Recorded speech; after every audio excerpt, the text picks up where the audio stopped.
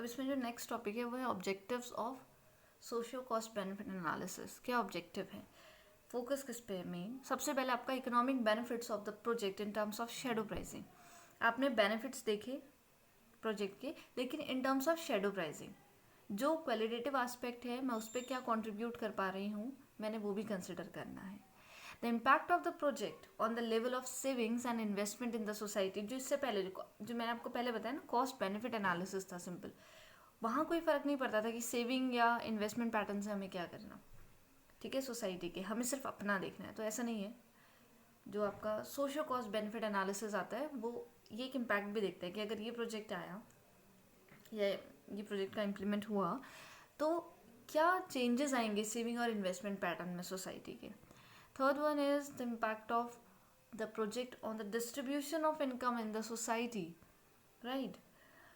जो आपका cost benefit analysis था वो सिर्फ प्रॉफिट मोटिव पे वर्क करता था, राइट, कि मुझे प्रॉफिट जनरेट हो। लेकिन जब हम सोशियो कॉस्ट बेनिफिट एनालिसिस की बात करते हैं तो हम यहाँ पे ये भी ध्यान में रखते हैं कि जो डिस्ट्रीब्यूशन ऑफ इनकम हो सोसाइटी में वो इक्वली हो, सबके हाथों में पैसा आना चाहिए, ऐसा मेरा कुछ प्रोजेक्ट हो।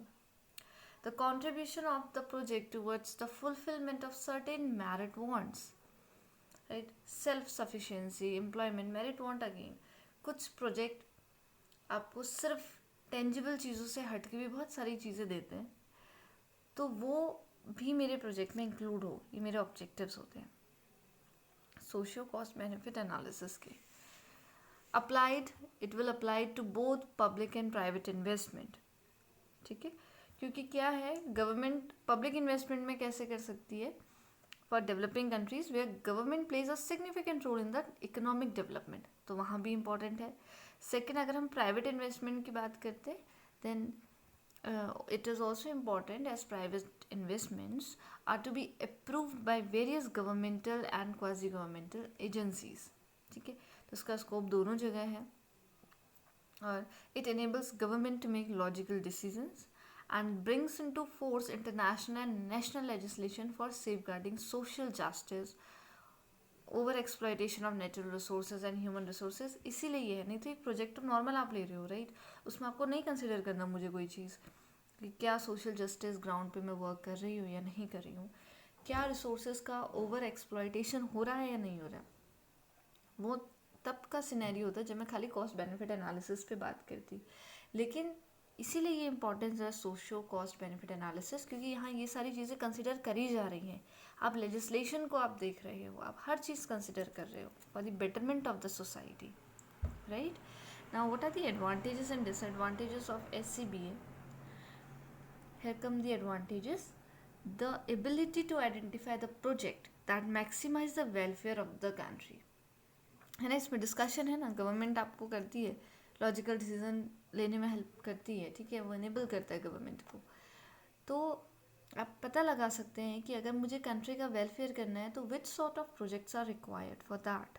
Second is the ability to objectively assess and quantify the purpose projects in relation to community needs. Very true, community की नीड क्या है और क्या पर्पस है उस प्रोजेक्ट का, क्या वो उसको मीटअप कर पा रहा है, नहीं कर पा रहा है, तो ये चीज़ें मैं देख सकती हूँ, प्रॉपर असेसमेंट कर सकती हूँ।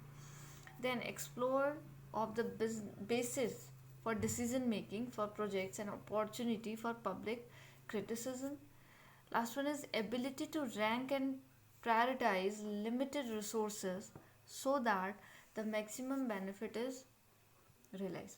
देखिए इसमें सबसे इम्पॉर्टेंट है आपका, as we all know, resources हमारे पास बहुत स्केयर्स हैं, ठीक है, तो ये एक एबिलिटी प्रोवाइड करता है कि हम रैंकिंग करें। मैंने एक एग्जांपल बताया था ना, उसमें रैंक करा हमने, कौन सा प्रोजेक्ट पहले लेना है, किस पे काम करना है, तो इस तरीके से आप वर्क कर सकते हो। सपोज आप अगर ये चीज़ें कंसिडर नहीं करते हो और आपने रॉन्ग प्रोजेक्ट में इन्वेस्टमेंट करा, again you will the project the manager, ठीक है, the manager of the project will have to incur the cost, the government will have to incur the cost, not only this, even the whole society, the whole nation have to incur the cost.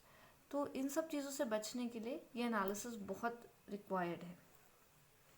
Okay, moving towards disadvantage, then difficulty in measuring social cost and benefits and converting them into monetary terms।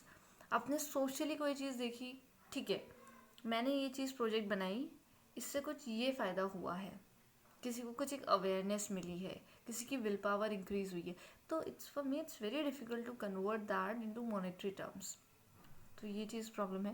Then over statement of the value of social benefit, बहुत ज़्यादा बोल देते social benefit benefit, but if I am talking about the practical और the reality of the ground, तो ये ऐसा है नहीं, ठीक है, बहुत ज़्यादा बात हो जाती है। Again it is very complex and there will be conflict between social welfare and financial justification. हो सकता है, बहुत बार हो सकता है, आप एक प्रोजेक्ट कर रहे हो तो आई थिंक बहुत रेयर ऑफ द रेयरेस्ट है, अगर आप एक प्राइवेट एंटिटी है तो आप प्रोजेक्ट करो जिसमें आपका whole sole motive social welfare हो, बिकॉज अगर ये होता तो आई थिंक एनजीओ हमारे लिए ज़्यादा प्रेफरेबल होते, राइट। तो ये चीज़ें नहीं है, तो कॉन्फ्लिक्ट्स भी हो जाते हैं, तो ये कुछ इसके डिसएडवांटेजेस हैं। ओके, जब हमने बात करी कि जब हमने खाली मॉनेटरी कॉस्ट बेनिफिट करा उसमें, और जब हम सोशल कॉस्ट बेनिफिट एनालिसिस कर रहे हैं, देखिए दूसरे वाले में सोशल की बात नहीं हो रही है, पहले में है, तो क्या डिफरेंस है मार्केट इम्परफेक्शंस के ग्राउंड में। मार्केट इम्परफेक्शन मतलब कि सबको एक मिनिमम सेलिंग प्राइस रखा जाता है, जब हम SCBA की बात करते हैं, जो मॉनेटरी कॉस्ट बेनिफिट में नहीं है।